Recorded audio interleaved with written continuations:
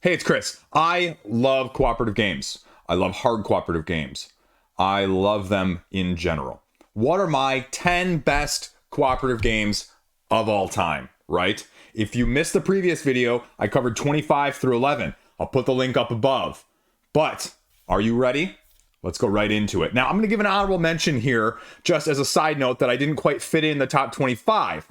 And that's Miss over Carcassonne. Now, this is the German version. It was imported before it was over on this side of things. So this is sort of just a cooperative Carcassonne with spirits and ghosts that are haunting the mist and getting in the way, and like 6 variable levels with increasing difficulty. The problem is it just kind of goes like this, scale-wise from a difficulty standpoint.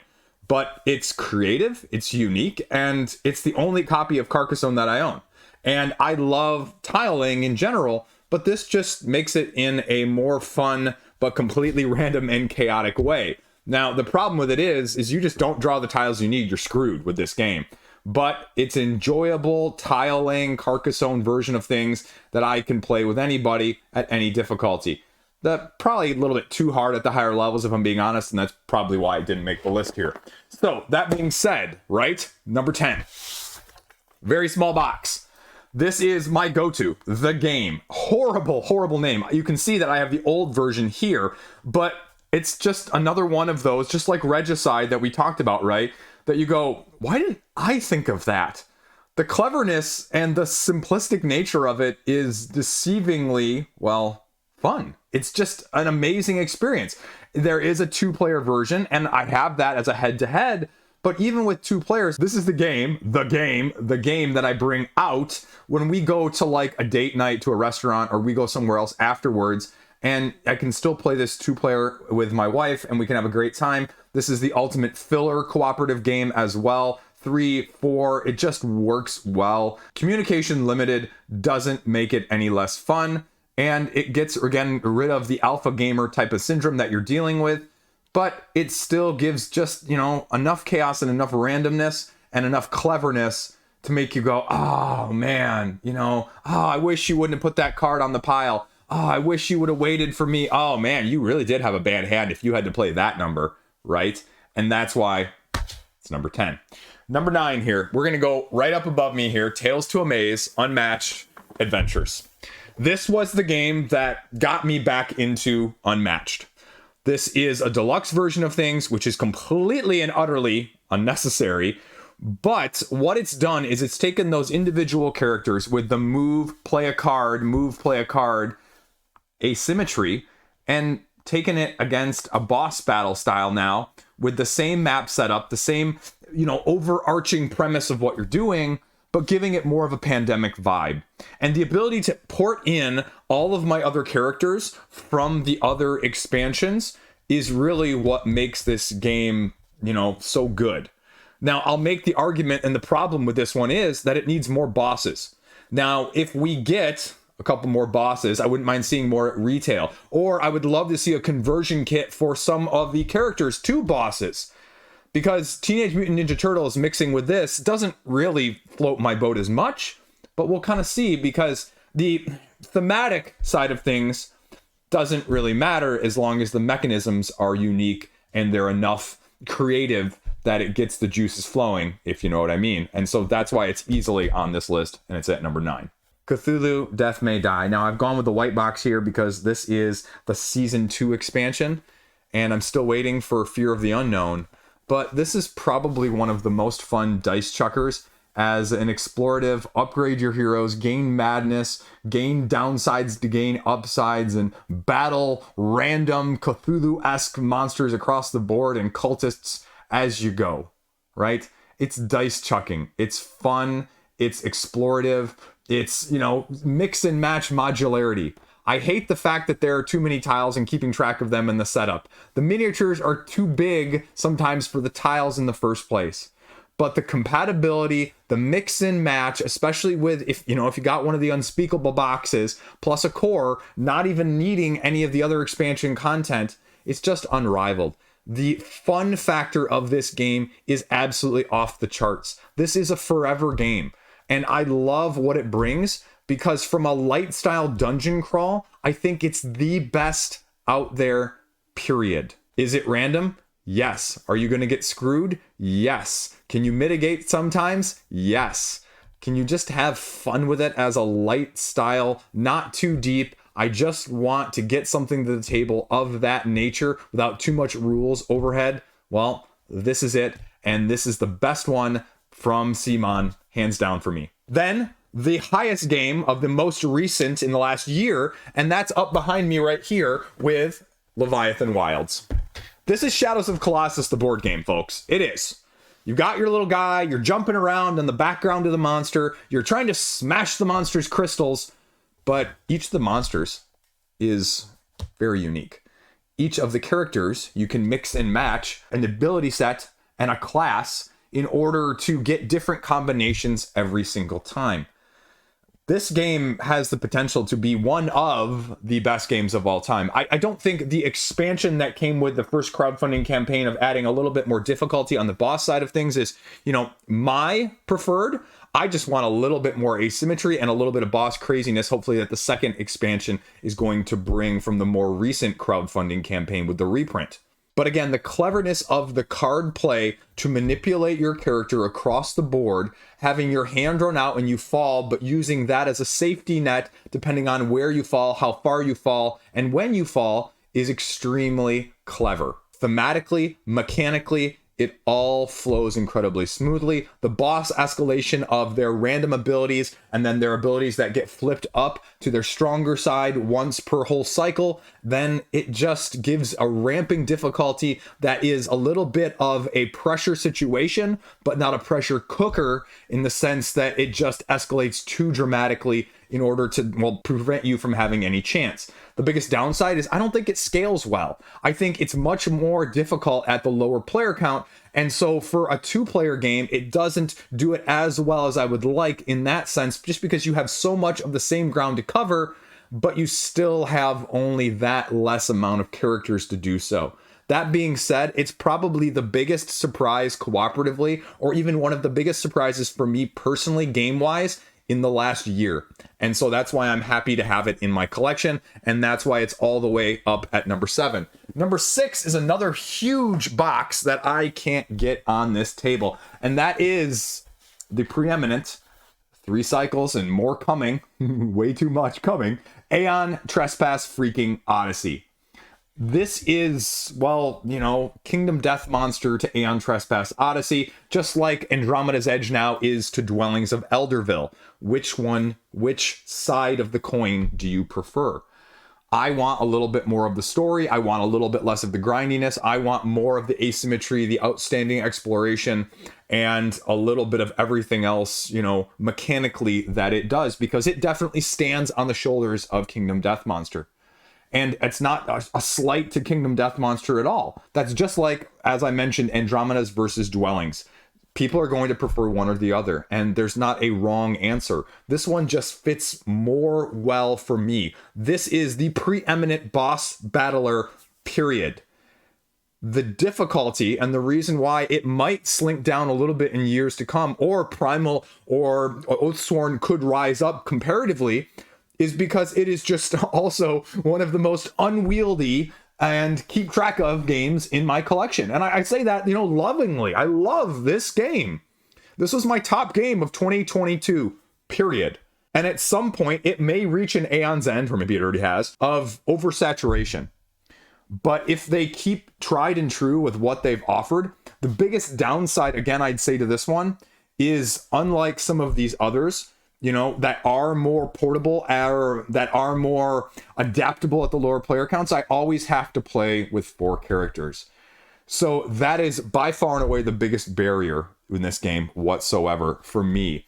Because although I would argue that it does it a lot better than some of the other bigger campaign narratives, crawls, whatever, that are also requiring that many, at the same time, the overhead of doing 4 at all times is and can be very burdensome. But the upgrading, the secret finding, the exploration, the dynamic battling of going back and forth and when and who and what and how that is going to, even as you're chased along the map, to force random encounters along the way, it is second to none, in my opinion, in that regard. And that's why I have to have it that high, number 6 on the list here. Number 5, right here, Pandemic Iberia. Now you could insert pandemic as, this sort of thing. My preferred edition is Iberia, or just Iberia as now it's known, right? But I love Pandemic in its core flavor. Everybody can relate to this. Everybody can thematically understand this. The nuance is still there. It is not overshadowed because it's a game more akin to something like El Grande or Hansa Teutonica, where the distilling of the elements does not make it any less elegant or any lesser than some of its newer counterparts. Because as we've seen things go on over the years, complexity for the sake of complexity, or complexity, with a rulebook this thick to get the same dynamics, is just not as much fun or good, in my opinion, always. There is such a thing, as we were just talking with a couple of these other games, as too much of a good thing. And again, with this variant, to go out and eradicate the diseases, trying to find the vaccines before the time ends, with the varying difficulties and variants that it offers, this is, of all of the ones I have played, much, much, much, much my preferred aspect of things. It takes the place over Legacy just because I can always go back to it. I don't have to have the same core group. I can introduce it to anybody and not having to worry about starting at the same point or picking up somewhere in a Legacy aspect of things. Nothing away from those, but in terms of adaptability and predictability, in terms of enjoyment, that's why it's this high up on the list, and that's why it's also never going to go anywhere in my collection. Number 4 here, Making Waves. We're getting to the top of the list. We are nearing, actually, coincidingly, some of the higher ones on Board Game Geek. Not that that really matters, but that is right behind me, and we'll pull out the expansion because the base game's sitting right behind it. And this is Keep the Heroes Out, a reverse tower defense boss battling style of things where you're the bad guys and the good guys, the heroes, are invading your dungeon trying to steal your treasure.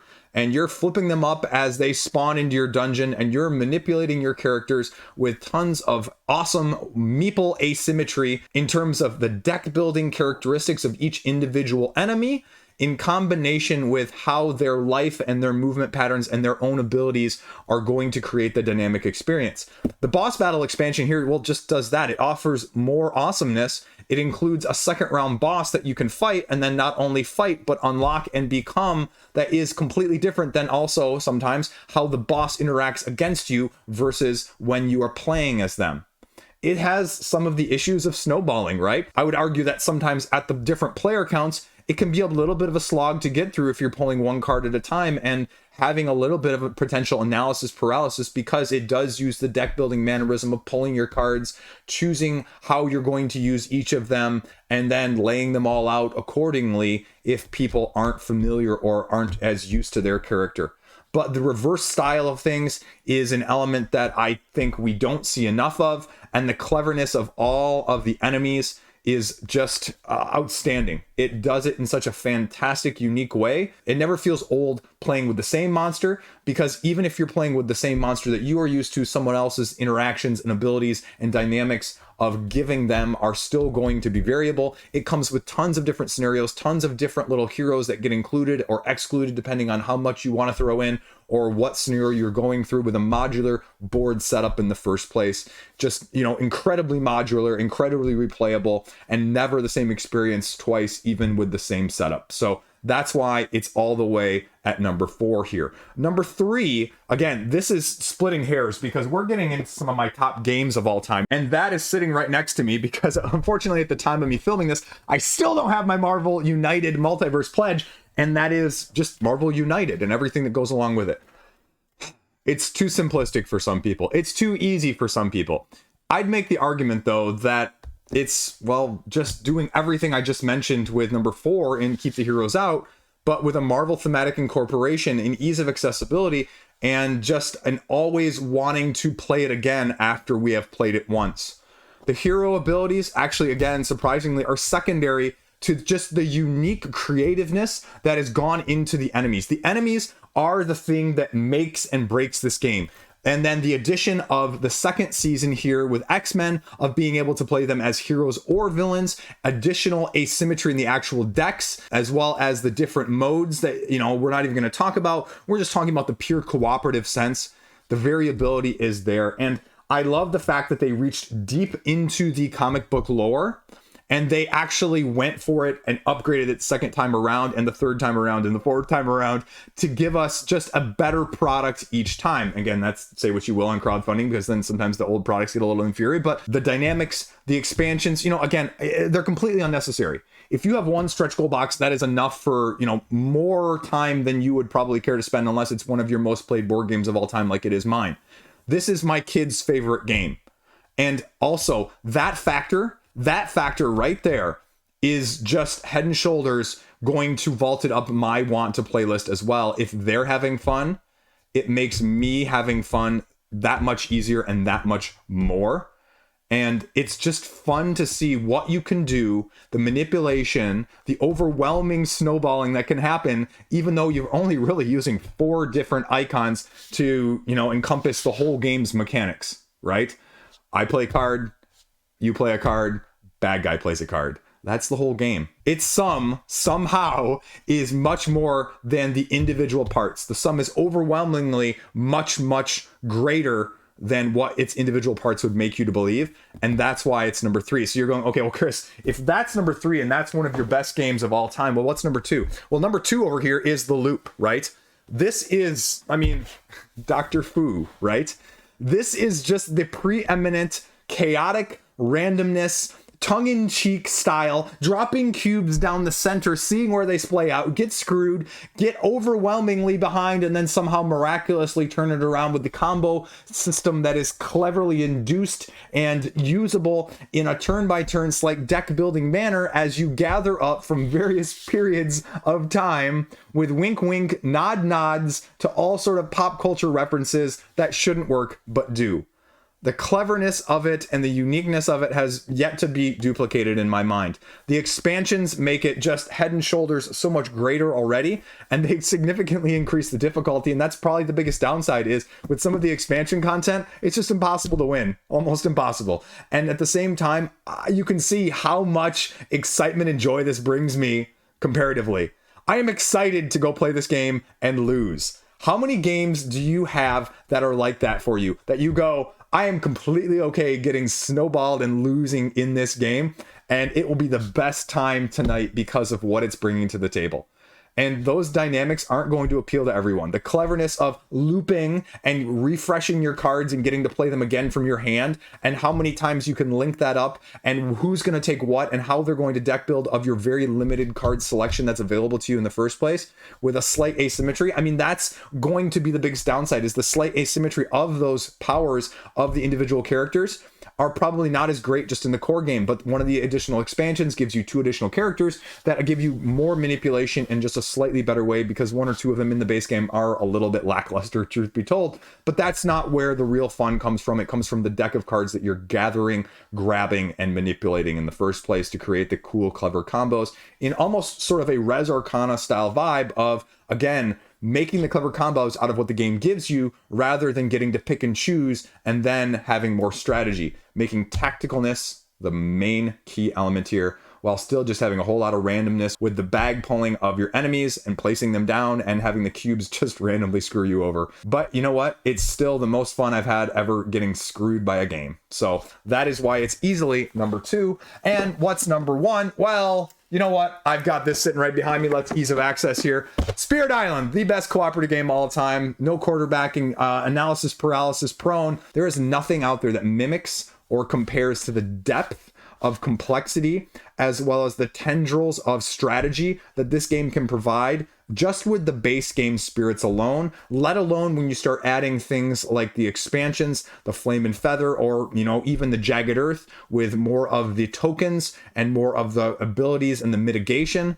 Not to mention, it's a solo game that plays incredibly well two-handed cooperatively, but it is the preeminent I am going to have a great strategy, like I was just talking about with the Res Arcana and the loop style of things, of having some deck building, utilizing them not only just to benefit yourself, but having significant player interaction in terms of how you can help them in a slow or a fast manner before or after your colonizing enemies are going and trying to hurt you in a round by round basis, with the ability to see what is upcoming, struggling at the beginning to keep your head above water, finally overcoming and snatching victory from the jaws of defeat that this game provides like none other.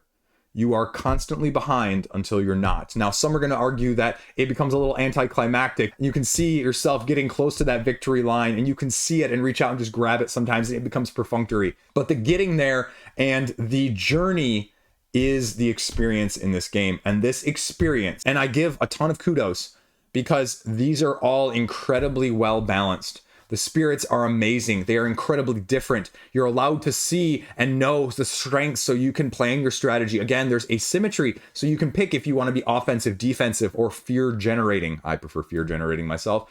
And you can play to that strength and play to that manipulation and see what works and see what doesn't. And the cleverness of so many cards and the combos that I will probably never know or fully utilize is just tantalizingly, mouth-wateringly just amazing. And it is, in my opinion, the best cooperative game ever made, period. There you go. That is my list, and I'm sticking to it. 2024, that's where things are at. So any questions, comments, concerns, let me know down below. What should have made the list? What do you think? Where are games for you at? So let me know. If you made it this far, thanks for watching. Subscribe if you want. Thumb it, and, have a great day. Stay classy.